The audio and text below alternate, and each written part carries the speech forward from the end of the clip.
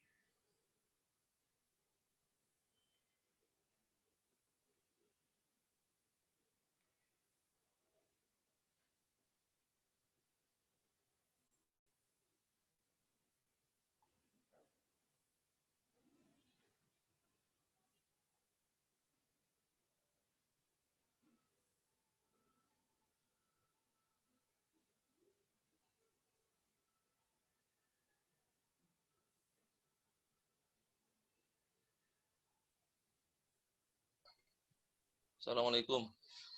Waalaikumsalam warahmatullahi Waalaikumsalam. wabarakatuh, Ustadz. Sehat semua?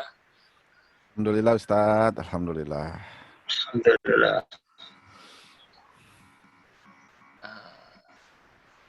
Wah, wah backgroundnya keren ya, Ustadz. Bagus backgroundnya. Cara buatnya diajarin Bagus. ilmunya Andalusia. Eh, Begini Ustaz caranya virtual background. Nah, udah bisa udah banyak iya, sekarang jadi foto-foto. iya, betul betul. Dan biasanya laptopnya harus yang agak bagus juga, Ustadz, karena kalau yang standar-standar biasanya suka ngeblur, Ustadz. Jadi gambar kita yang ngeblur gitu. Iya, sekaligus Mm-mm. promosi laptop baru, Pak. Ustadz, Alhamdulillah, alhamdulillah. alhamdulillah. Sambil berjalan, Ustadz, kita mulai aja, Ustadz. Waktu sudah menunjukkan jam pukul 7:06 nih. Baik, Baik, saya buka dulu, Ustadz. ya silakan. Bismillahirrahmanirrahim. Assalamualaikum warahmatullahi wabarakatuh. Waalaikumsalam warahmatullahi wabarakatuh. Alhamdulillahirabbil alamin wassalatu wassalamu ala asrofil anbiya'i wal mursalin wa ala alihi washabihi ajmain amma ba'du. Bapak-bapak, ibu-ibu, rekan-rekan keluarga besar Telkomsat yang diberkahi oleh Allah Subhanahu wa taala, seperti biasa pada pagi hari ini dimulai pukul 7 hingga pukul 8 nanti kita seperti biasa akan ada kajian yang akan disampaikan oleh Ustadz Asnan Purba. Beliau sudah hadir di tengah-tengah kita dan insya Allah nanti kajian ini melanjutkan kajian sebelumnya tentang surat Al-Baqarah ya Ustadz ya. Ya, Kemudian nanti seperti biasa 45 menit kita berikan kesempatan pada Ustadz Asnan untuk memberikan pembahasannya. Kemudian 15 menit ke depan kita berikan kesempatan ke teman-teman untuk bertanya. Dan mungkin bisa diluangkan waktu 5 menit Ustadz. ya. Kita mohon kita berdoa bersama Ustadz, mohon nanti dipimpin Ustadz Asnan karena keluarga besar Telkomsat juga sedang berduka nih karena ada beberapa teman-teman yang kena musibah yang terkena COVID-19 serta keluarganya Ustadz. Jadi yang paling parah baru tadi malam kita dapat kabar sekeluarga istri, suami dan anak 2 dan orang tuanya terpapar gitu Ustadz. Mohon doanya nanti Ustadz teman-teman dan teman-teman mohon bisa diaminkan semoga ini bisa pembelajaran kita juga berkah, dan insya Allah doa kita untuk kesembuhan teman-teman kita yang sedang sakit pun bisa segera disembuhkan seperti biasa. Selanjutnya mic saya serahkan ke Ustadz Hasan untuk segera memulai. Saya akhiri. Wassalamualaikum warahmatullahi wabarakatuh. Bismillahirrahmanirrahim. Assalamualaikum warahmatullahi wabarakatuh. Waalaikumsalam warahmatullahi wabarakatuh. Jamaah Telkomsat yang dirahmati Allah Subhanahu wa taala. Mari kita berdoa kepada Allah Subhanahu wa taala sekaligus membuka kajian kita di hari yang penuh berkah ini. Yang pertama, kita doakan saudara-saudara kita yang terkena musibah penyakit, semoga diberikan kesembuhan oleh Allah Subhanahu wa taala. Orang-orang yang sakit ini Allah berikan janji 3 hal. Yang pertama, jika ia bersabar, kata Allah, yuwaffas sabiruna ajrahum bighairi hisab. Allah berikan pahala dengan tidak terbatas. Yang kedua, orang-orang yang bersabar ini Allah janjikan apa? Alaihim sholawatu min rabbihim rahmah. Dia langsung Allah mendoakan dan Allah turunkan rahmat kepadanya. Sehingga muncullah istilah la ba'sa tahurun insyaallah. Tidak apa-apa, semoga itu akan membersihkan dosa-dosa kita ketika kita mendapatkan penyakit. Dan yang terakhir, Allah telah menjanjikan bahwa orang yang sakit ini adalah orang-orang yang Allah uji untuk naik ke level yang selanjutnya. Dengan mengucapkan, selalu meminta kesabaran dan berdoa kepada Allah Subhanahu wa taala. Dan doa yang paling baik bagi orang yang sakit adalah doa ketika mendapat musibah yang Rasul ajarkan kepada Ummu Salamah, Allahumma ajirni fi musibati, ya Allah jadikan musibah ini sebagai ladang pahala bagiku, wa khluq li khairan minha, berikan aku solusi serta pengganti yang lebih baik setelah ujian ini. Mudah-mudahan saudara-saudara kita yang sakit diberikan kesabaran, yang menjaga yang sakit juga diberikan kesabaran lebih ekstra, dan mudah-mudahan semua mendapat Allah dan kita semua terjaga dan semoga terangkat virus corona dari muka bumi ini dan kita bisa beraktivitas kembali. Ala hadin niyah wa qulatan salihah kiramil Fatihah. A'udzu billahi minasyaitonir rajim. Bismillahirrahmanirrahim. Alhamdulillahi rabbil alamin arrahmanir rahim maliki yaumiddin. Iyyaka na'budu wa iyyaka nasta'in. Shiratal ladzina an'amta 'alaihim ghairil maghdubi 'alaihim. Amin.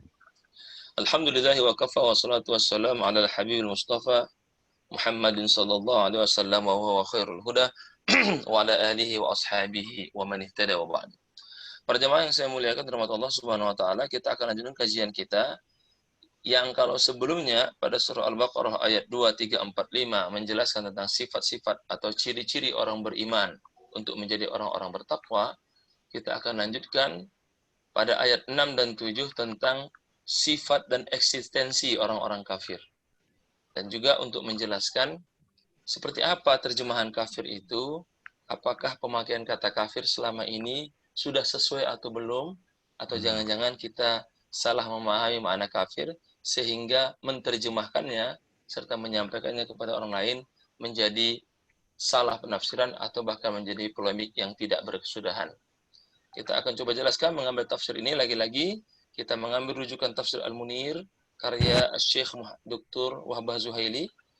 Nah, kalaupun nanti ada perbedaan berarti referensinya yang mungkin tidak sama. Bismillahirrahmanirrahim. Saya bacakan dulu ayat Al-Qur'annya sebagai barokah dan mendapat pahala Allah Subhanahu wa taala. A'udzu billahi minasyaitonir rajim. Innal ladzina kafaru sawa'un 'alaihim a'adzantahum am lam tunzirhum la yu'minun. Khatamallahu 'ala qulubihim wa 'ala sam'ihim wa 'ala absarihim ghashawatun wa lahum 'adzabun 'adzim. Kita lihat dulu. Ada kalimat di situ kosakata yang penting. Yang pertama, alladzina kafaru, yaitu orang-orang yang kafir, kufur atau ingkar. Dalam bahasa Arab, al-kufru huwa satru syai' wa taghtiyatuhu. Yang dimaksud dengan kufur atau kafir itu adalah yang menutupi sesuatu dan menghalangi sesuatu. Jadi kufur itu adalah sesuatu yang kita lihat terhalang atau sesuatu yang kita lihat tertutupi. Atau dalam bahasa lain, kufur itu adalah menutupi atau menghalangi sebuah objek sehingga kita tidak bisa melihatnya dan tidak bisa mendapatkannya. Itu yang dimaksud dengan kufur. Satru syai' wa taghtiyatuhu, terhalangnya sesuatu atau tertutupnya sesuatu dan kita tidak bisa melihatnya, sehingga man kafara faqad ghutiyal haqiqah. Orang yang kufur itu pada hakikatnya dia menutup kebenaran dan menghalangi nikmat Allah. Nah, jadi dalam terjemahan kosakata bahasa Arab menurut pengarang tafsir ini, kufur atau kekafiran itu adalah terhalangnya sesuatu atau tertutupnya sesuatu.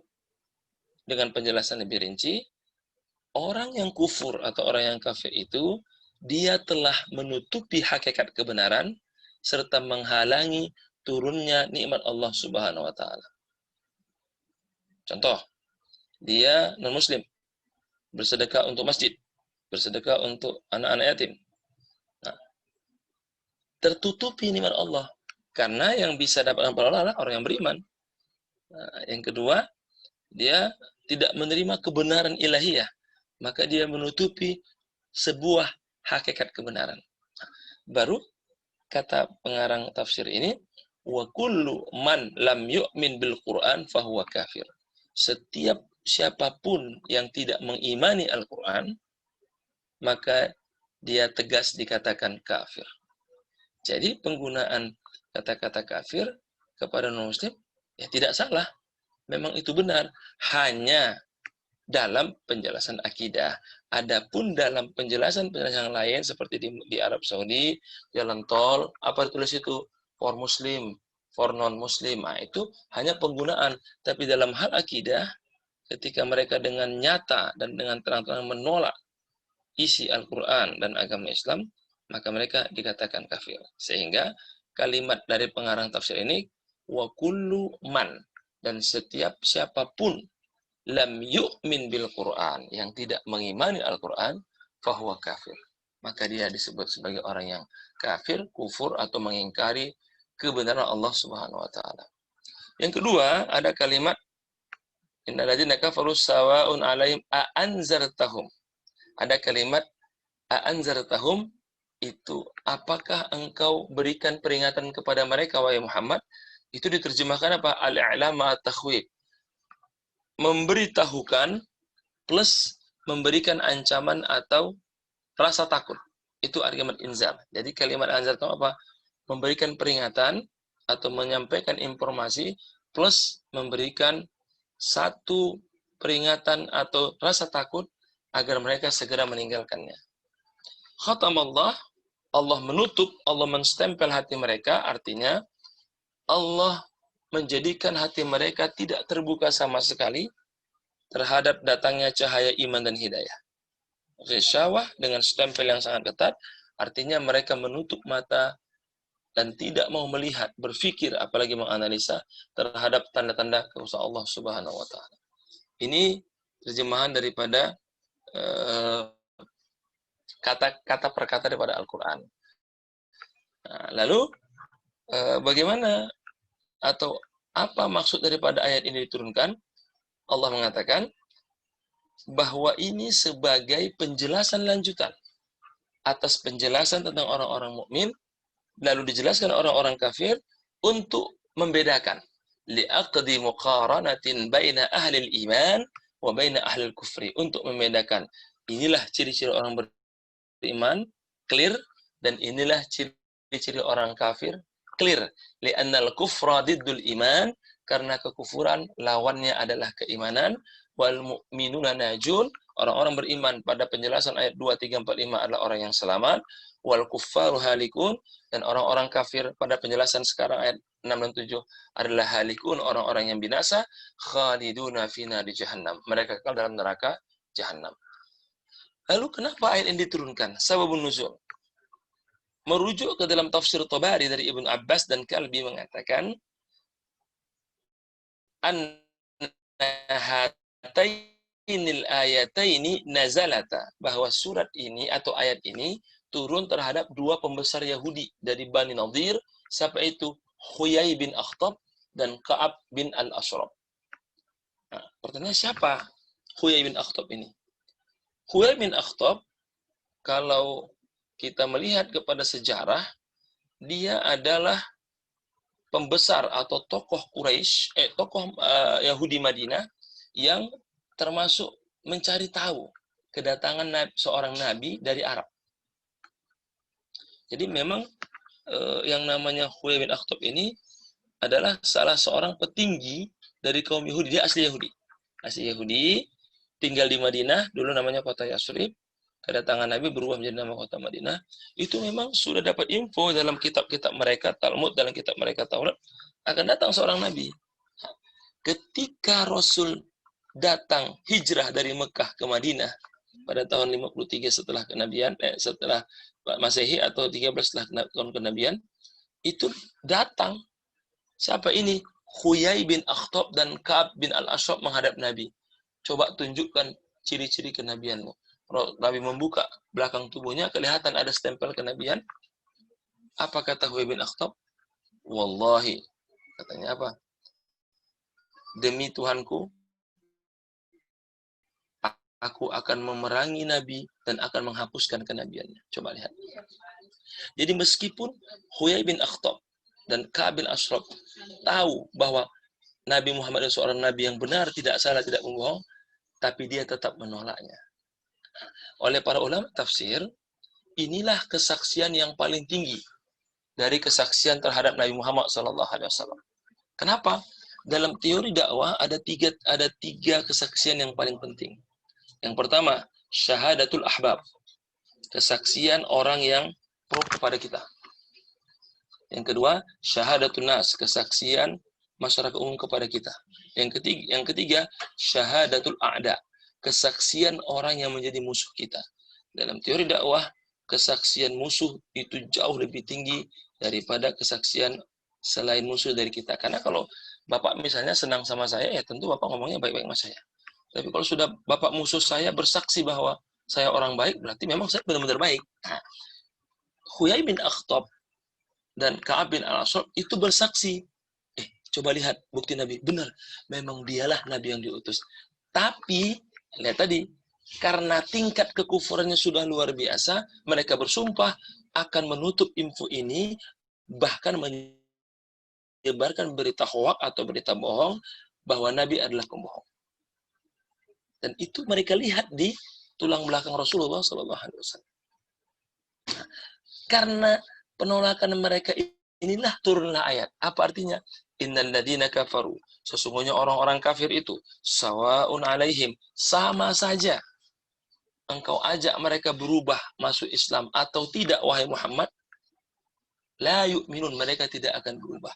Nah, ayat ini untuk menyindir bagaimana Huyai bin Akhtab, ketua Yahudi Madinah bernama Bani Nadir, dan Ka'ab bin Al-Ashraf, salah orang petinggi pembesar, menolak kebenaran padahal mereka sudah melihat dengan mata kepala mereka sendiri apa itu khatamun nubuwah, ciri-ciri kenabian Nabi Muhammad sallallahu alaihi wasallam, dan benar dalam kitab mereka. Maka turunlah ayat.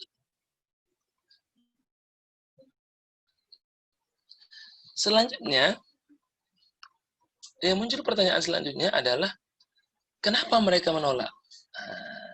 Penolakan mereka itu Allah jelaskan pada ayat selanjutnya, khatamallahu ala qulubihim, Allah telah menutup hati mereka, wa ala sam'ihim, dan pendengaran mereka, wa ala absarihim, dan penglihatan mereka, ghisyawah, dengan tutupan atau penutup yang sangat rapat, walahum azabun azim, bagi mereka azab yang sangat pedih. Jadi turunnya ayat ini itu dijelaskan sebagai tasliyatun Nabi. Apa itu? Sebagai pelipur lara Nabi bahwa penolakan yang besar dari para pembesar Yahudi Madinah saat itu di Madinah bukan karena Al-Qur'annya yang tidak bagus konsepnya, bukan karena Rasulnya yang tidak maksimal berdakwahnya, tapi Allah ingin katakan, wahai Muhammad, bahwa apa yang kau lakukan sudah maksimal, bahwa apa yang kau sampaikan itu sudah benar, tapi memang merekalah yang memang tidak mau menerima kebenaran. Dalam dunia kerja, nah, disinilah penting posisi pemimpin untuk memberikan semangat kepada bawahannya, semangat kepada orang yang di bawah pekerjaannya, bahwa dia sudah maksimal, dia sudah melakukan yang terbaik, tapi memang begini hasilnya, nggak apa-apa. Memang sudah begini, memang orangnya tidak bisa, tapi kita sudah maksimal. Ini ayat meskipun dasarnya menjelaskan tentang ciri-ciri orang kafir eksistensinya, tapi oleh para penafsir lain juga sebagai tasliyatun Nabi, sebagai hiburan kepada Nabi Muhammad SAW, bahwa tidak ada yang salah dengan dakwah mereka, tidak ada yang kurang dalam mendakwahkan Al-Quran, tapi memang merekalah yang tidak bisa menerima kebenaran. Itu kira-kira gambaran secara umum tentang ayat ini. Lalu dikatakan Allah, lalu Allah menjelaskan ayat ini agar kita bisa membedakan dengan tegas mana itu ahlul iman, mana itu orang-orang beriman, mana ahlul kufur, mana itu orang yang tidak beriman. Kita masuk ke tafsirnya. Innal ladzina kafaru, orang-orang yang mengingkari dan menolak atas Al-Qur'an dan apa yang dibawa Muhammad SAW, yastawi indahum, memang tidak ada gunanya, fala tata'athar qulubuhum, tidak akan pengaruh ke hatinya, li'annaha mughlaqah, sudah tertutup, wala yashriku fiha iman, dan tidak akan terpancar cahaya keimanan. Kenapa? Karena baik hati mereka tidak pernah merenung, baik pendengar mereka sudah tidak masuk telinga kanan, keluar telinga kiri. Penglihatan mereka sudah menutup mata. Mereka sadar ini fakta, tapi mereka sudah tidak menerima apapun. Fa'asbahu yarawna al-haqqa fala yatba'unahu. Mereka menjadi orang-orang yang menerima kebenaran, mengakui kebenaran, tapi tidak mau menerimanya. Jadi orang-orang yang melihat kebenaran dan mereka sepakat itu benar, tapi tidak mau mengikutinya. Mereka menutup segala jalan agar mereka mendapat hidayah. Apa jalan hidayah itu? Hatinya disentuh, tidak berubah. Apa jalan hidayah itu? Logikanya disentuh, tidak berubah. Apa jalan hidayah itu? Matanya melihat di depan mata kuasa Allah, hatinya tidak berubah. Apa jalan hidayah itu? Dia mendengar nasihat setiap harinya. Salah satu sekarang. Ini cara kita beda. Jadi kalau ada mengatakan, Pak Ustadz, saya tidak dapat hidayah.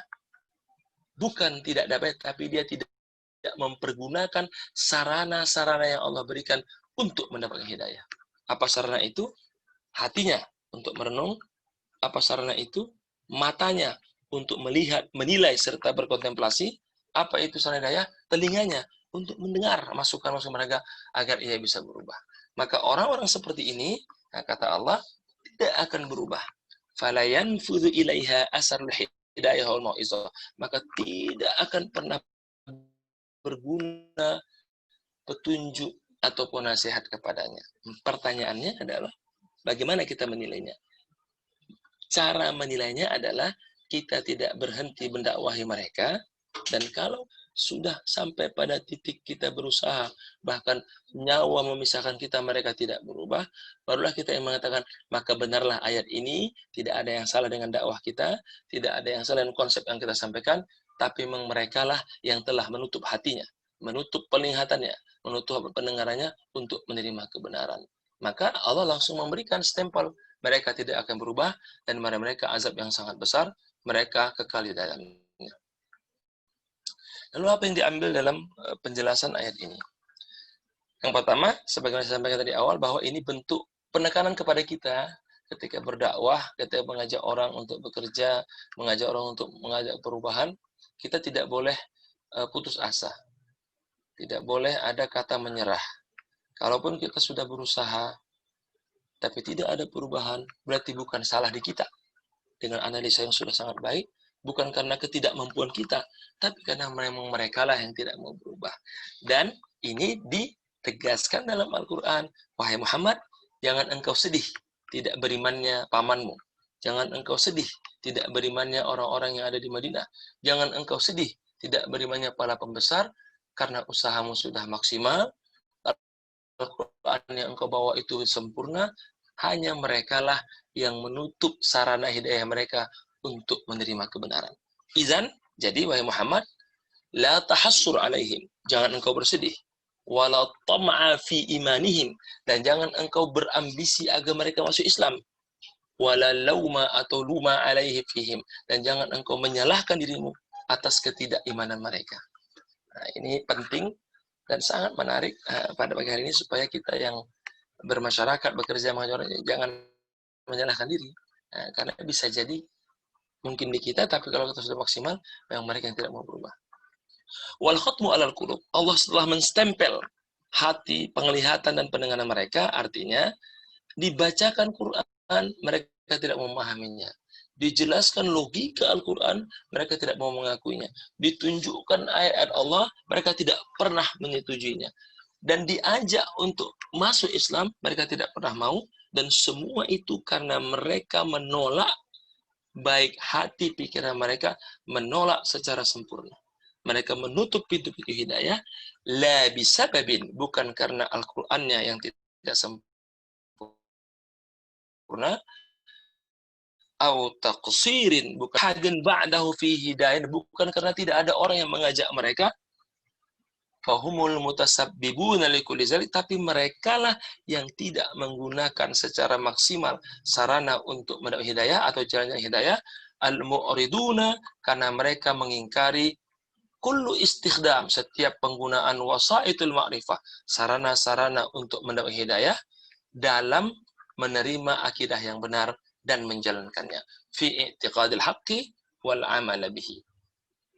Fadalla, hal ini menegaskan ta'birul khatam, Allah menstempel hati mereka, wattaba 'alal qulub, menutup pintu hati mereka, wal asma', pendengaran mereka, wal absar, penglihatan mereka, ala tamakkunil kufri qulubihim, untuk menegaskan tingkat kekufuran mereka terhadap Allah, hatta faqadu, dengan begitu hilanglah sebab-sebab mendapatkan hidayah, allati tursyiduhum, membuat mereka bisa menerima kebenaran. Dengan begitu mereka pada posisi orang yang bermaksiat atau ingkar kepada Allah, dan dengan begitu mereka mendapatkan janji Allah, apa itu? Azabun azim, azab yang sangat besar, dan azab yang mereka terima khalidina fiha, dan mereka kekal di dalamnya. Lalu pertanyaan, apakah ada ayat lain? Ternyata ada dua ayat yang sama pada surat yang lain juga menjelaskan ini. Yang pertama, yaitu pada surah Al-Baqarah pada ayat 88. Apa kata mereka? Waqalu, mereka berkata, qulubuna gulfun, hati kami memang telah tertutup. Tetapi sebenarnya Allah telah mengutuk mereka karena keingkaran mereka. Jadi mereka mengakui, maaf kami tidak menerima, hati kami tidak mau menerima lagi kebenaran. Nah, itu Allah tegaskan pada Al-Baqarah ayat 88. Dan ternyata ada lagi pada surah Fussilat ayat 4 dan 5, apa kata Allah? Fa'arada aktsaruhum. Allah syaitanir rajim. Fa'arada aktsaruhum. Mereka berpaling setelah mereka mendengarkan. Fahum la yasma'un. Mereka tidak peduli, tidak mendengar. Waqalu, lalu mereka berkata dengan tegas, qulubuna fi akinnah, hati kami sudah tertutup, mimma tad'una ilaih, atas apa yang orang kepada kami, wa fi azanina, telinga kami telah kami sumbat, waqrun min wabimina, sehingga engkau tidak bisa masuk atau tidak bisa nasihat masuk ke telinga kami, karena itu lakukanlah sesuai kehendakmu, fa'mal innana amilun. Oleh karena itu silahkan kau berdakwah, tapi tidak akan merubah apapun. Inilah penjelasan yang sangat menarik untuk menegaskan ada orang-orang yang seperti ini yang memang sudah kita ajak tidak berubah, maka kita mengikuti dakwah Muhammad, terus berdakwah, jangan pernah berhenti, dan jangan pernah menyalahkan diri atas dakwah kita yang tidak sempurna, apalagi menyesalkan atas apa yang kita dakwahkan. Ternyata kita hanya diminta berdakwah, kita hanya diminta menyampaikan kebaikan, berubah atau tidaknya kita serahkan kepada Allah Subhanahu wa taala. Mungkin Bapak masih ingat yang pernah saya sampaikan pada pertemuan sebelumnya, jangan pernah berhenti mendakwahkan apa yang kita yakini kepada orang lain, apalagi kebenaran, tapi jangan pernah memaksakan apa yang kita yakini kepada orang lain. Saya kira itu penjelasan yang menarik pada pagi hari ini, semoga bermanfaat dan kita bisa diskusi. Wal afu minkum. Wassalamualaikum warahmatullahi wabarakatuh. Waalaikumsalam warahmatullahi wabarakatuh. Iya, terima kasih Ustadz Ahsan atas penjelasannya. Kepada Bapak-Bapak, Ibu-Ibu, rekan-rekan, mungkin ada yang mau ditanyakan, dipersilakan terkait materi tadi.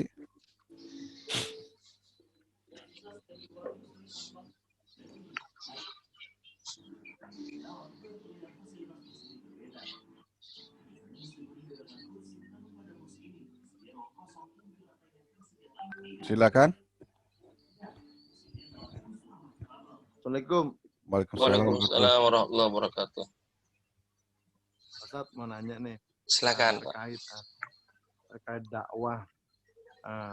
Misalnya mengingat kemampuan kita dalam pengetahuan ataupun ilmu agama itu masih minim gitu ya. Cuman ya ada beberapa mungkin ayat ataupun hadis yang kita ketahui dan pelajarin gitu ya. Apakah sebaiknya tetap kita sampaikan kata niat, karena kan kita niatnya saling menasihati dalam kebaikan gitu, disampaikan walaupun itu hanya satu ayat ya, misalnya kebenaran itu gimana Pak Ustadz, apakah sebaiknya disampaikan atau tidak gitu, karena menilik karena kemampuan ini terbatas juga dalam ilmu agama, cuman tetap ingin saling berdakwah untuk saling menasihati. Terima kasih Pak Ustadz. Assalamualaikum. Baik Pak, saya langsung jawab Pak. Silakan Ustadz. Alhamdulillah, ini pertanyaan bagus Pak, ringan tapi berisi. Kalau bagi Bapak dulu yang tinggal di Solo, ada koran Solo itu Harian Bisnis, koran Solo ada kode duanya, enteng dan berisi. Kalau yang di Solo pernah itu koran bisnis terbitan dari Sahid Group ya kalau nggak salah, Harian Solo, di bawahnya tagline-nya enteng dan berisi. Gitu ya. Pertanyaannya enteng dan berisi Pak ya. Yang pertama, saya akan jelaskan dulu kewajiban kita untuk berdakwah. Pertama, hadis Rasulullah SAW yang mengatakan, balighu anni walau ayat. Sampaikan kepadaku walau hanya satu ayat. Nah, kalau kita belajar, kita sudah belajar alif lam mim satu ayat Pak ya. Yeah. Nah, berarti sampaikan kepadaku walau hanya alif lam mim. Itu pertama. Yang kedua, ternyata kalimat pada surat Al-Ankabut, Allah mengatakan, a'udzu minasyaitonir rajim, ud'u ila sabili rabbika bil hikmah. Ajaklah orang menuju jalan Tuhanmu itu dengan hikmah. Berarti dakwah itu nggak harus dengan lisan, Pak. Apa hikmah itu? Dakwah dengan kita langsung berbuat. Kita langsung membudayakan sesuatu yang baik. Kalau dalam kerja namanya corporate culture. Budaya dalam sebuah perusahaan. Itu bagian dari dakwah. Pertanyaannya, seperti apa alat ukurnya? Saya belum banyak ilmu agamanya, kan begitu. Saya bacakan satu hadis yang mungkin pasti semua bisa lakukan. Apa kata Rasulullah? Kullu ma'rufin sadaqah. Setiap kebaikan itu bernilai sedekah di hadapan Allah. Artinya bernilai dakwah. Wa min ma'rufin. Salah satu nilai dakwah itu antulki akhaka biwajhin talqin. Tersenyumlah dan bermuka cerahlah kita bertemu dengan temanmu. Bapak cukup buat dakwah tersenyum ketemu teman kerja. Mari kita gerakkan senyum. Kalau ada 3S. Itu dakwah yang kalau Bapak lakukan dan diikuti oleh seluruh jamaah Telkomsat, itu akan jadi amal jariah sampai hari kiamat. Senyum kan? Mari senyum kepada orang. Itu hadis Rasul. Yang lain, kata Rasul, semudah sekecil-kecil ibadah adalah menyingkirkan duri yang ada di tengah jalan agar orang tidak terpeleset dan tidak keluar.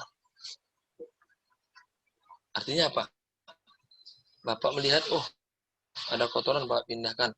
Oh ada biasanya yang sering itu kulit pisang jatuh terpeleset. Nah, Bapak buat gerakan. Mari membuang sampah pada tempatnya, karena ketika Anda buang sampah pada tempatnya, Anda sedang mengajak orang untuk berbuat baik, dan Anda sedang berdakwah bahwa Islam itu agama yang sangat konsen terhadap kebersihan. Itu sudah bagian dakwah. Nah, yang ingin saya tegaskan ke Bapak, bahwa Islam telah memberikan guidance bagaimana kita berdakwah. Satu, apa? Qulu qaulan sadida. Sampaikanlah yang benar yang kita tahu. Mulai dari hal yang sederhana. Yang kedua, kata Rasul, apa? Falyakul khairan aw liyasmut. Bapak sampaikan yang Bapak tahu, atau diam. Diamnya Bapak itu bagian dari dakwah. Saya suka sama Bapak itu. Dia nggak banyak komen, diam aja. Saya kayaknya mau dia aja. Itu bagian dari dakwah. Dan yang terakhir, ketika Allah katakan wa tawassaw bil haqq wa tawassaw bis sabr, itu tidak menjelaskan kontennya. Yang penting saling menasihati, lalu Bapak buat memenya, Bapak buat narasinya, itu juga bagian dari dakwah. Sekali lagi saya ingin katakan ke Bapak, yang pertanyaan tadi, tidak ada batasan harus punya ilmu. Tidak ada batasan harus punya keilmuan yang tinggi baru bisa dakwah itu dalam hal apapun itu bagian dari dakwah. Kita memang sering terkotak-kotak kepada kalau nggak materinya agama dan Quran hadis berarti itu bukan dakwah. Tidak, Pak. Justru hal-hal yang menurut kita kecil, yakinlah itu menurut Allah besar. Sehingga saya ingin katakan, mulailah berdakwah dari diri kita kepada keluarga kita, kepada rekan kerja kita, kepada orang-orang sekitar kita, dengan hal-hal yang kita pahami, lalu kita amalkan. Karena kata Rasul dalam hadis yang lain, khairul a'mal, adwamuha wa in qalla. Sebaik-baik amal itu, kata Rasul, yang berkesinambungan, meskipun sedikit. Kayak sekarang kita ngaji, cuma sejam, setelah itu selesai kan? Sederhana, tapi ketika nanti setiap orang menjalankan ini, dia akan menjadi amal jariyah bagi orang yang mencetuskan pengajian ini. Nah, cuman kadang-kadang kan kita takut disalahpahami kan begitu. Ustaz contohnya pengajian aja gitu. Biar banyak pengajiannya. Kadang bercanda begitu, tapi bercanda. Artinya apapun itu kata Rasul bernilai kebaikan. Yang penting Bapak jalankan dengan keilmuan yang Bapak tahu dan dengan kemampuan yang Bapak miliki. Sering sekali orang melupakan kisah Bilal bin Rabah. Apa tugas Bilal? Cuman tukang azan. Tapi ketika Bilal berhenti azan, orang mencari-cari. Apakah sering dibahas? Dalam sejarah nggak banyak kisah Bilal. Kisahnya apa? Khalid bin Walid. Tapi ternyata kisah Bilal itu yang membuat dia termasuk salah satu dari ahli surga. Sementara sahabat lain, Khalid bin Walid, yang nggak disebut ahli surga. Meskipun kita yakin semua sahabat pasti masuk surga. Tapi tidak dikasihkan garansi di awal kan. Ahli surga itu Bilal. Jadi kepada Bapak dan semuanya, dakwah itu sekali lagi bukan harus dengan keilmuan, tapi terus kita isi agar keilmuan kita menjadi mapan, maka mulailah dakwahkan hal-hal yang telah kita ketahui, yang kita sudah mengetahuinya. Dengan begitu, dakwah kita menjadi kuat, orang ikut juga menjadi baik, dan menjadi amal jariah kita semua. Demikian Pak. Allah a'lam bishawab. Alhamdulillah. Silakan, ada lagi? Syukran kasih. Iya, makasih Pak Faruk atas pertanyaannya. Semoga penjelasan dari Ustadz bisa kita manfaatkan dan bisa kita terima dan bisa kita laksanakan. Iya, sebenarnya sama Ustadz kayak gini juga. Ustadz saat ini kan Jumatan juga kita dari tim Telkomsat ini melarang teman-teman kalau Jumat itu sholat di luar, Ustadz. Jadi kita juga melaksanakan sholat Jumat sendiri. Kemudian untuk imam sama khotibnya itu kita ambil dari internal Telkomsat sendiri. Minimal yang ya sudah yang mau dah gitu dengan tanda petik kalau mau itu berarti sudah kemampuan membacanya Al-Qur'annya atau surah-surahnya, kemudian penyampaian ada hadis-hadisnya juga ya itu kita manfaatkan seperti itu. Nah, itu gimana tuh Ustadz kira-kira?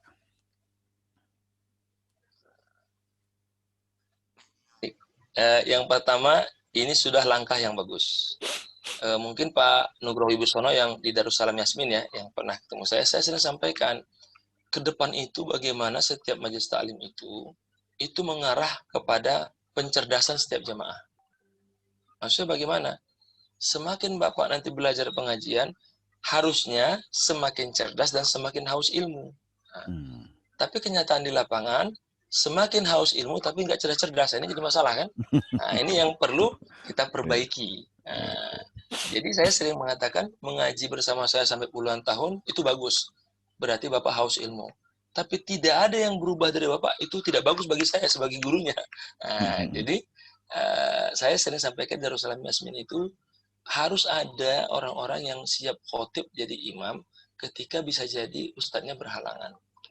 Makanya sekarang Darussalam itu Pak Nugroho nanti bisa menambahkan itu sudah ada slotnya itu minggu keberapa itu jemaah Darussalam Yasmin yang ngisi. Nah, terus bagaimana supaya bagus? Mereka membuat pelatihan. Bapak bisa undang organisasi Dewan Masjid untuk mengadakan pelatihan untuk khotib dan imam. Internalnya Pak, programnya gitu, dilatih mereka. Kita utus misalnya ada 5 orang yang kita anggap punya mampu, sehingga nanti bisa jadi khotib badal ganti-gantian, ikut pelatihan. Nah, ikut pelatihan, supaya mereka bisa nanti berdakwah dari syarat-syaratnya, ucapan-ucapan diperbaiki, baru materinya. Nah, di Yasmin itu dokter pengusaha, dia ceramah apa yang dia tentang dokter, dikaitkan dengan Islam karena sudah dapat ilmunya. Ini yang perlu kita bangun bersama. Saya juga masih ikut pelatihan, Pak. Alhamdulillah kemarin saya dari tanggal 2 Mei sampai 28 Mei sekitar 3 minggu itu saya pelatihan, Pak, menjadi dai dan imam. Oh, ngapain ikut Ustaz? Ya tetap harus berlatih, saya juga harus belajar. Kemarin saya ikut pelatihan Al-Azhar, ada namanya Tadrib Futuhat, pelatihan dai internasional bersama Al-Azhar online. Latihan nggak diajari, tetap aja diulang cara ceramah begini yang disampaikan ini, tetap diajari cara itu. Artinya apa? Nggak ada kata berhenti, kita pun belajar. Saya juga termasuk orang yang kadang-kadang dalam sebulan itu ada satu jadwal saya kosongkan. Jadi saya khotib sebulan itu kadang saya kosongkan minggu keempat atau minggu kedua gitu. Tahu bapak-bapak saya kemana? Saya ikut sholat dengan khutbah. Oh begitu ya khutbahnya gitu ya. Kadang-kadang bagus nih khotibnya, dapat ilmu. Oh ini khotibnya berantakan. Oh saya nanti nggak boleh begini nih ke depan. Saya kadang sering, Pak. Tiba-tiba Ustaz enggak jadwal, enggak. Tiba-tiba ketemu nanti saya di lampu merah Yasmin gitu. Kenapa di sini? Karena saya sengaja. Saya mau jadi jemaah. Kadang-kadang kan kalau kita ceramah orang mendengarkan. Nah, sekarang kita mendengar gitu. Nanti tiba-tiba nanti khotibnya kelamaan ceramah gitu. Kita sadar lama amat khotibnya. Oh berarti saya khotib jangan lama-lama kan gitu ya. Jadi kita biar supaya merasakan gitu, Pak. Jadi itu sudah bagus, Pak. Internal dibuat karena sekarang pandemi ya. Nah, cuma nanti kalau sudah pandemi perlu dipanggil orang luar supaya mereka bisa belajar. Tapi yang ada itu sudah bagus, tinggal dibuat pelatihannya. Diundang yang kompeten Dewan Masjid atau Dewan Mubalik untuk memberikan ceramah-ceramah, dan ceramah itu nggak harus lama-lama. Ceramah itu simple, mereka dan sesuai bidangnya. Itu jauh lebih menarik. Jadi dia passionnya senang gitu. Kaitkan dengan amanah, kaitkan dengan kegiatan sehari-hari. Saya ada dokter di Yasmin, mungkin Pak Nugoro juga kenal. Itu beliau ceramah tentang kesehatan aja. Paling nanti WA, Ustadz minta dalil hadisnya, kita kirim, nggak masalah. Pas lagi saya nggak sibuk, kadang-kadang kalau saya lama, bisa cari juga lah. Di beberapa alat media bisa dicari. Kadang-kadang beberapa jemaah yang ceramah itu nanya, Ustadz ini hadisnya, oh bagus ya. Kalau saya nggak lama merespon, dicari dulu. Nggak apa-apa, itu bagian dari belajar. Ini yang saya katakan tidak ada masalah. Bagus, justru Telkomsel ini bagaimana ke depan jemaahnya semakin cerdas. Dari mulai pendengar lama-lama jadi pemateri. Nah, jemaah yang mendengar jangan menjatuhkan. Saya mau pindah pengajian, kenapa? Jemaahnya nggak tahu, merasa pintar sendiri, dia merasa hebat, tiba-tiba nyeramain kita, dia bukan siapa-siapa. Ilmunya juga saya tahu, sama-sama belajar. Justru harus kita hargai. Nah, yang maju ini pun diminta dan layak, jangan mendaftarkan diri saya layak, nggak begitu. Nah, ini juga harus kita perbaiki. Karena ada juga beberapa dalam kenyataan itu beberapa jemaah itu kita melihat kayaknya belum, tapi dia yakin merasa sudah gitu. Berarti ada orang yang bisa menilai, dipanggil dari dewan, Ustaz kami udah ceramah gimana, nanti diperbaiki atau dikasih pelatihan. Demikian, Pak. Dan itu sudah bagus dan saya apresiasi. Allah alam bisawab. Alhamdulillah, terima kasih Ustadz Asnan atas penjelasannya. Silakan Bapak-bapak, Ibu-ibu, rekan-rekan, ada yang mau disampaikan lagi atau dipertanyakan ke Ustadz Asnan? Mumpung waktu masih panjang nih. Boleh nambah nggak, Pak Ustadz? Silakan Pak Farouk. Silakan. Ini haus ilmu nih Ustadz, yang lagi haus nih Ustadz di pagi-pagi nih. Lagi tobat, Pak. Lagi tobat. Tadi menarik gitu terkait dakwah ya. Saya mau bertanya, mungkin minta tips and trik gitu ya, ketika amar ma'ruf nahi mungkar gitu ya. Sometimes ketika orang bicara amar ma'ruf, mungkin kelihatannya agak lebih mudah, tapi ketika bicara nahi mungkar, beberapa orang termasuk saya tuh agak sulit kadang untuk menyampaikan, karena kadang tidak populis gitu ya. Bagaimana ketika kita mempunyai suatu kewenangan gitu ya, namun kita melihat suatu kemaksiatan, tapi kita tidak bisa. Kadang-kadang setan mengganggu di hati, agak takut untuk menyampaikan sesuatu. Padahal ketika kita melihat suatu kemaksiatan, katakan kita berusaha kalau memang kita mampu pakai tangan, tapi kalau memang banyak mudaratnya pakai lisan ataupun minimal pakai hati kita mendoakan. Mungkin minta tips and triknya khususnya untuk yang nahi mungkar ini, Pak Ustadz, untuk mencegah dari perbuatan-perbuatan maksiat ini. Karena kan kita juga pengen sesuatu berbuat gitu untuk ya, kemaslahatan bersama. Mungkin itu aja. Ya. Terima kasih. Iya. Terima kasih Pak pertanyaannya. Saya ingin luruskan dulu ya. Saya termasuk orang yang tidak sependapat dengan istilah amar ma'ruf itu banyak yang bisa, nahi mungkar sedikit yang bisa. Udah, kalau bahasa ini lo di amar ma'ruf, gue di nahi mungkar aja lah, biar gue dicaci, yang penting gue nahi mungkar. Ini saya termasuk orang yang tidak sepakat bahwa nahi mungkar itu harus keras, nahi mungkar itu harus kasar, nahi mungkar itu harus menunjukkan dia tidak populis. Nah, ini yang harus sama-sama kita luruskan. Syekh Ali Al-Jufri, salah seorang ulama besar yang sekarang banyak dipakai rujukannya, Ali Al-Jufri dari Yaman. Dia orang Mesir tapi Habib Ali Al-Jufri ya. Dia mengatakan begini, innakum tuhibbunal mauta wa tuhibbunal syahadah ma'anna al-'aisha lil jihad fil hayah huwa aqramu ahsan. Kata beliau begini, banyak di antara kita selalu mengatakan, saya ingin mati syahid, saya ingin segera meninggal, supaya terbebas dari dosa, supaya tidak banyak maksiat, tapi dia lupa. Justru dengan dia hidup umur panjang, itu jauh lebih mulia. Kalau dia berbuat baik, dia berjihad mengajak orang, potensi dia untuk mendapatkan rahmat Allah itu jauh lebih besar. Jangan kita terpaku pada kalimat mati syahid, masuk surga, padahal kita hidup, itu jauh lebih mulia kalau kita berjuang di jalan Allah. Nah, ini bentuk kalimat dari beliau untuk meluruskan bahwa tidak hanya mati syahid merupakan jalan pintu masuk surga, hidup umur panjang pun kalau diisi dengan kebaikan, itu jauh lebih besar manfaatnya kepada orang lain dan membuat kita bisa masuk surga. Ini perkataan Syekh Ali Al-Jufri. Yang kedua, saya ingin katakan terkait dengan nahi mungkar ini, kita lihat 4 sahabat. Saya sering menganalikan 4 sahabat, yaitu Khalifah Abu Bakar, Umar, Utsman, dan Ali. Pak bisa ingat siapa yang paling tegas dari 4 itu? Umar bin Khattab. Sangat tegas. Sahabat takut itu. Bahkan kata Rasul, saking tegasnya Umar, setan pun lari dari Umar bin Khattab. Itu hadis Rasul tentang hebatnya Umar bin Khattab. Kalau Utsman sangat pemalu, sangat sangat sensitif perasaannya. Saking sangat pemalunya, kata Rasul, setan pun malu kepada Utsman bin Affan. Nah, saya ingin katakan, memang betul mungkar itu melawan kebijakan populis. Tapi kita tidak siap, maka kita buat langkah menuju nahi mungkar. Contoh, Bapak ingin merubah sebuah kebijakan yang tidak benar. Betul Pak ya? Apa yang saya lakukan? Pertama, saya kalau langsung menolak diterima. Bapak usulkan ada kotak saran. Dari kotak saran itulah kita memperbaikinya.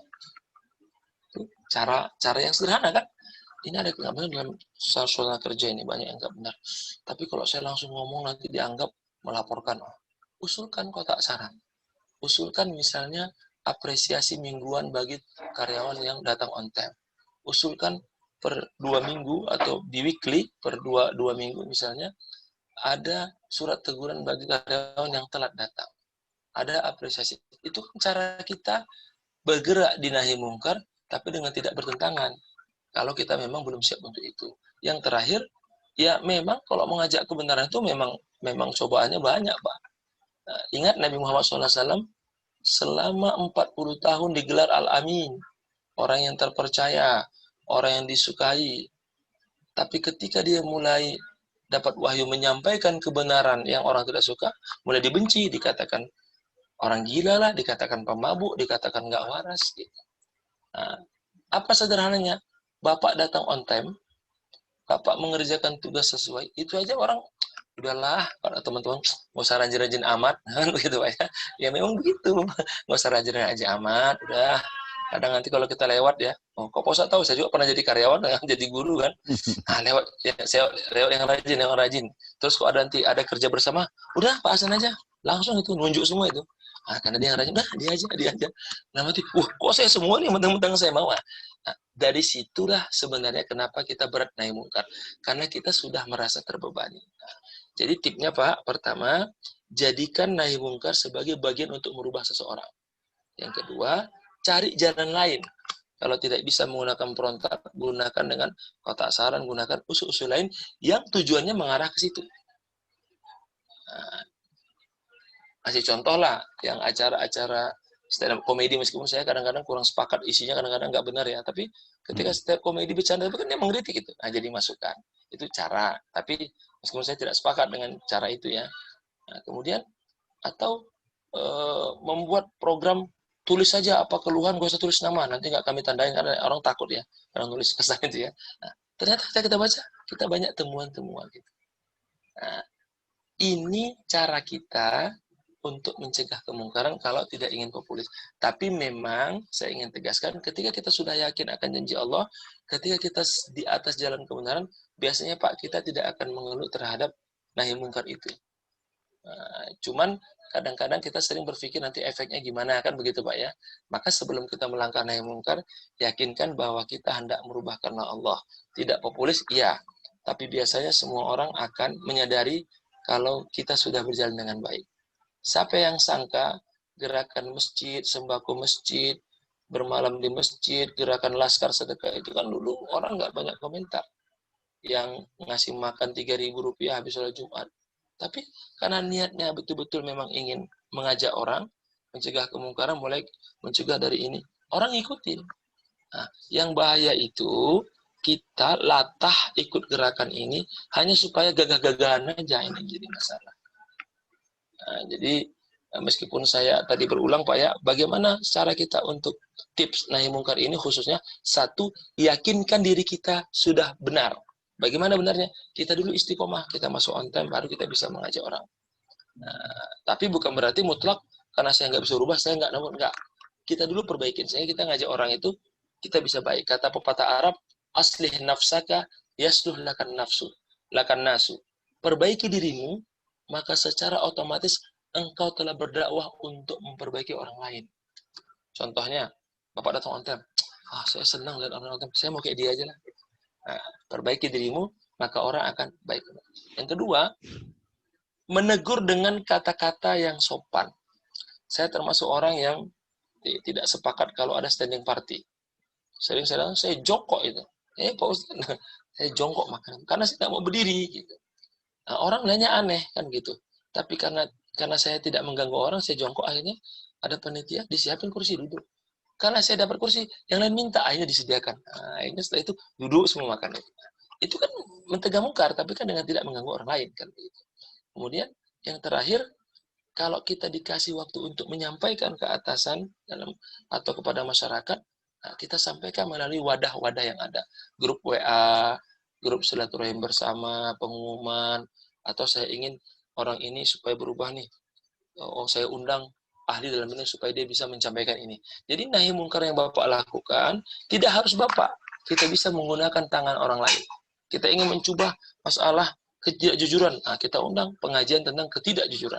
Itu juga cara Bapak membuat mencegah nahi mungkar. Kata Rasul, di antara pencegahan nahi mungkar itu apa? Menyingkirkan duri atau sesuatu yang tajam di jalan agar orang tidak terkena. Nah, itu juga bagian dari mencegah kemungkaran. Jadi banyak cara Pak, tapi sekali lagi kalau ingin berjalan di atas kebenaran, ya memang tadi itu harus kuat mentalnya dan kuat semuanya. Tidak ada orang yang nyaman kalau kita terlalu rajin bekerja. Tidak ada orang yang nyaman kalau terlalu strict dengan peraturan. Nah, itu memang udah alamnya. Bapak sekolah aja coba. Saya dulu Pak 6 tahun jadi ketua kelas SD. Bukan karena saya hebat, karena saya mau disuruh-suruh. Saya rajin on time, masuk disuruh. Kalau kotor kelas, saya bersihin kelasnya. Apakah salah ini? Enggak, ya menikmati aja. Nah, kan begitu ya. Nah, tapi itulah kita yakin, yang saya bilang tadi, dakwah dan mungkar itu tidak bisa dipisahkan. Kalaupun nanti ada levelnya pakai tangan, pakai lisan, pakai hati, itu bukan pilihan. Itu adalah tahapan-tahapan. Oke, hari ini saya bisanya di hati. Mudah-mudahan ke depan saya bisa ke lisan. Ke depan saya bisa tangan. Bapak hari ini mungkin hanya bisa di hati lihat kemungkaran. Tiba-tiba dapat rezeki Bapak diusulkan naik jabatan tertinggi. Nah, gunakanlah jabatan itu kemungkaran. Ada waktunya Pak, minimal Bapak menggunakan kekuasaan sebagai kepala rumah tangga. Itu juga bisa mencegah kemungkaran. Lagi mau ajak sholat, istrinya nonton sinetron, wah kemungkaran nih, ayo ajak sholat, bisa Pak. Jadi tidak harus kepada orang lain, kepada diri kita dan keluarga juga, itu juga bagian dari mencegah kemungkaran. Demikian Allah bisa. Syukran kasihan Pak Ustaz. Ada waktu 2 menit, mungkin ada bertanya lagi.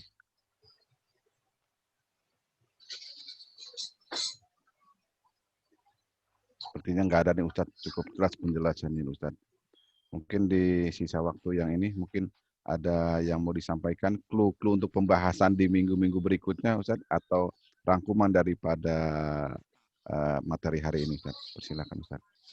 Baik, terima kasih Pak. Insya Allah saya akan sampaikan nanti handout dari materi hari ini. Kata kuncinya adalah kita diminta untuk terus berdakwah. Kita merasa tidak maksimal, kita merasa tidak betul-betul propet, kita tidak merasa sangat kompeten. Jangankan Bapak, Nabi pun pernah merasa tidak percaya diri ketika pamannya Abu Thalib harus meninggal dalam keadaan tidak Islam. Kurang hebat apa Rasul berdakwah? Kurang baik apa Rasul mengajak pamannya? Tapi tetap ketika meninggal tidak masuk Islam. Lalu Allah menegur, itu hak Allah.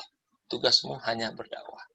Dan bukti bahwa ayat ini menjadi jawaban, kadang-kadang kalau kita sudah maksimal, bukan salah kita, bukan salah di maksud kita, tapi memang begitulah adanya, kita harus menerimanya. Dan perlu Bapak tahu, pembesar Madinah yang bernama Huyai bin Akhtab itu anaknya menikah dengan Nabi, namanya Ibunda Sofiyah bin Akhtab. Bayangkan, anaknya istri Nabi, mertuanya kafir, bahkan membenci Nabi. Apa yang mau saya katakan? Perbedaan itu biasa. Rasul, istrinya masuk Islam, mertuanya mengingkarinya. Jadi, kalau Bapak berbeda pendapat dengan seipar, dengan sepupu, Nabi aja dengan mertua aja berbeda pendapat, tapi tidak mengurangi hormat Nabi kepada mertuanya. Abu Sufyan mertua Nabi kafir, tapi akhirnya masuk Islam. Kemudian yang tadi saya bilang Huyai bin Akhtab, mertua Nabi dari Sofiyah, sampai meninggal nggak masuk Islam. Ali bin Abi Thalib sampai meninggal nggak masuk Islam. Itu menunjukkan bahwa dakwah kita tidak boleh berhenti. Yang boleh menghentikan dakwah kita hanyalah ketika nyawa telah berpisah dari tubuh kita. Baru dakwah kita berhenti. Tinggal amal jariah. Selama itu terus, dan insya Allah Allah akan berikan kita jalan untuk bisa lebih baik lagi. Tidak harus dengan jalan yang keras, jalan yang lembut pun ada bagiannya. Kita punya contoh Abu Bakar, kita punya contoh Umar bin Khattab, kita punya contoh Utsman bin Affan, kita punya contoh Ali bin Abi Thalib. Karakter mereka tidak sama. Tinggal kita ambil contoh. Mudah-mudahan ini menjadi masukan kepada kita semua, dan mudah-mudahan kita semua punya sesuatu yang bisa kita serahkan kepada Allah sebagai bentuk pengabdian kita dan untuk mendapat ridho Allah Subhanahu wa taala. Dan saya doakan mudah-mudahan majelis ini dan yang hadir dapat menjadi salah satu amal kita dan menjadi saksi nanti yang akan bersaksi di hadapan Allah bahwa kita pernah berusaha untuk beramal dengan mendapat ridho Allah Subhanahu wa taala melalui majelis pengajian ini. Demikian wassalamualaikum. Bulan depan kita akan bahas tentang sifat-sifat orang munafik. Ayat 8 dan seterusnya itu sifat-sifat orang munafik. Kalau orang mukmin jelas, orang kafir jelas, orang munafik itu mix, bisa mukmin bisa kafir. Assalamualaikum warahmatullahi wabarakatuh. Waalaikumsalam warahmatullahi wabarakatuh. Baik, Bapak, Ibu, rekan-rekan semua yang pada pagi hari ini sudah mengikuti kajian ini, kami selaku pengurus Majelis Taklim Telkomsat mengucapkan terima kasih. Semoga apa yang disampaikan dapat bermanfaat dan berkah untuk kita semua. Mari sama-sama kita akhiri kajian kita pagi hari ini dengan membaca doa kafaratul majelis.